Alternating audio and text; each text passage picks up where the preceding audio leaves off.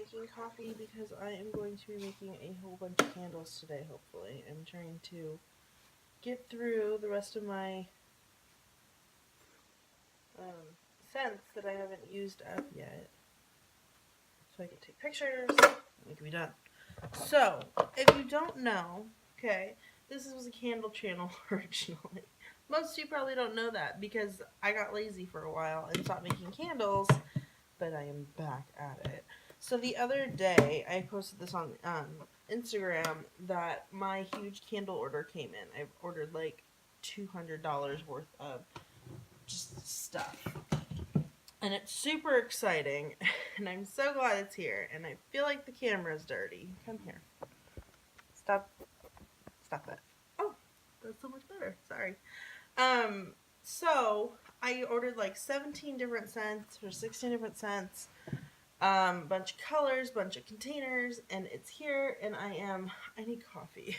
Alright, so here's kind of what I got. I'll show you all my practice tea lights, the ones that are for me to burn, because tip number 1, especially if you make tea lights, always pour an extra one for yourself. That way you can light it and know how it'll burn. You can make sure you're pouring right so there's no pockets of oil, and make sure that you get a good hot throw. I know a tea light's not going to be as effective as, say, like a tin candle or a big candle, but it's a good way just to gauge if you put the right amount of scent in there. And yeah, so, but right now I've got 2 things. A sample pack, which is, you get 10 tea lights for $6 plus shipping, and you get 10 different of my scents of tea lights. I just give you a mystery pack, basically. And I'll write on the bottom, like these, what each scent is, so that way, if you really love a scent and you want to order it again, you know what the fuck it's called. So you'll get 10 of my tea lights in the pack, and I will choose, and or I will just grab them, because I have a whole basket full so far of tea lights. Each scent will come in 4 different sizes. So your 4 different sizes are a 4-ounce tin, so that's by weight. So amount of wax in here is 4 ounces. I poured 4 ounces of wax in. So 4 ounces of in a tin, which is nice because it comes with the lid. It's like a travel tin. I have by weight 3-ounce hex jars. I love these jars. They're so cute. And then we have our 8-ounce hex jars, which are over here. Let me grab one. And they are these guys. So, but comparison in size. So just for size comparison. And then the last thing is a pack of 10 tea lights of 1 cent. So unless you buy the mystery pack, or the sample pack, I guess, you can get 10 of the same scent. So I highly recommend starting with the sample pack. Unless you find a scent that you think you'll really love, then you can order that. And so that's what I'm doing today. Today's the civil war between the beavers and the ducks, and I don't even know. I'm supposed to see my boyfriend today. I don't even know if I'm going to make it, because I want to finish this. Step 1, start with your scent. So I'm going to do black raspberry vanilla. This one's actually I'm really super excited about. Also, excuse the mess in the background. Thanksgiving happened and it's just... So, so what you're going to start with, I am doing samples. So my recommendation, if you're doing a business or if you're just making candles, start with sample sizes of everything, which means like an ounce. Seriously, start with an ounce. Because A, you're never going to know if you're going to love that scent, and B, maybe that scent just doesn't work out for you. You can't quite get it to work. It's too tricky. At least you've only wasted your money on an ounce instead of 16 ounces. Once you find what you love, put in a second order for bigger sizes of what's working well. Sell what you've got. Get good feedback. When I sell, I say, hey, I would love it if I could give you a 10% off coupon for your input. Give me a rating on Etsy, or just let me know which of the sample pack scents that you loved. That kind of stuff. So I do 1 ounce in 1 pound of wax. So get out your handy dandy.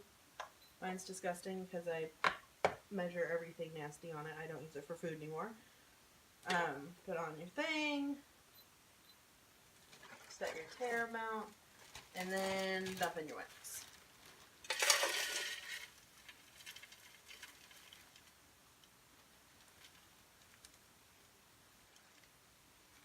Lavender dye chips.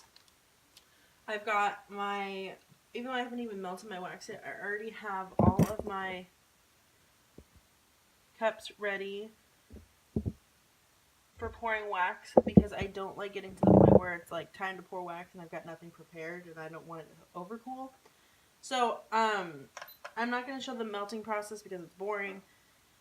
Pot of water, just turn it on and then let it melt. Once it's all completely melted, it hits about 180 or so degrees. So as soon as it's melted all the way, then I'll stick my thermometer and start measuring. Alright, you get to see a lovely, this shot. So I have rapidly-ish cooled my dye fragrance wax concoction.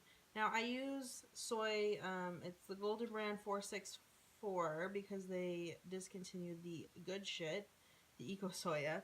They brought back Eco Soya, but it's not the same formula. And I'm not going to use it until they fix it. So, from the reviews, I don't want to try it and be disappointed.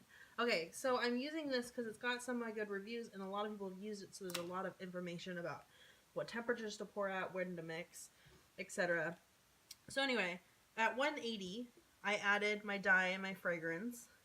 I stirred and cooled and stirred and cooled until it reached about 135. And now I'm going to pour.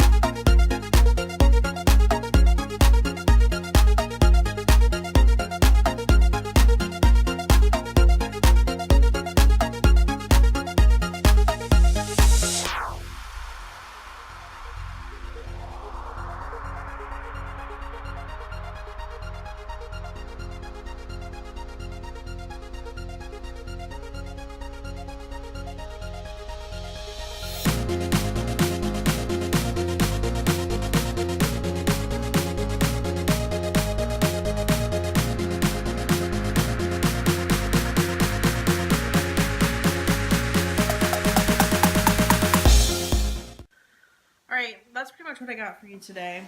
A couple last tips. If you sell these, or if you want to give them away to friends and family, I do recommend buying a roll of these stickers. They're warning stickers, and they basically say,